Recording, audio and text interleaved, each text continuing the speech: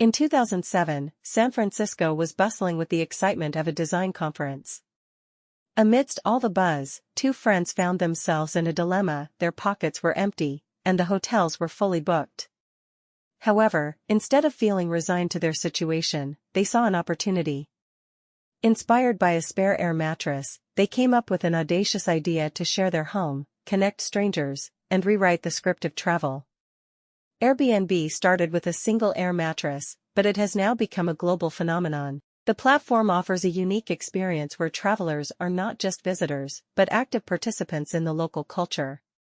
Homes are transformed into gateways to hidden cultures, strangers become friends, and travel becomes a transformative dance of understanding. Airbnb's success had some unintended consequences. While the idea of belonging everywhere was charming, it sometimes clashed with the struggle of staying put.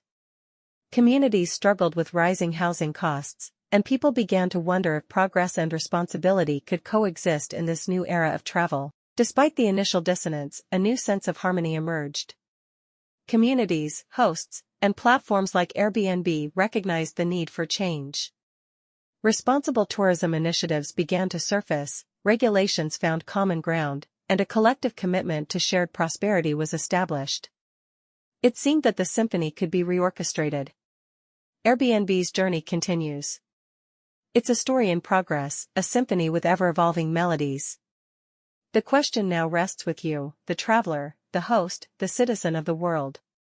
Will you choose a travel score filled with fleeting moments, or one that resonates with responsibility and connection?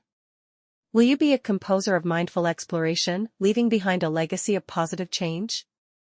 I hope you learned about the formation of Airbnb and their vision and ideologies.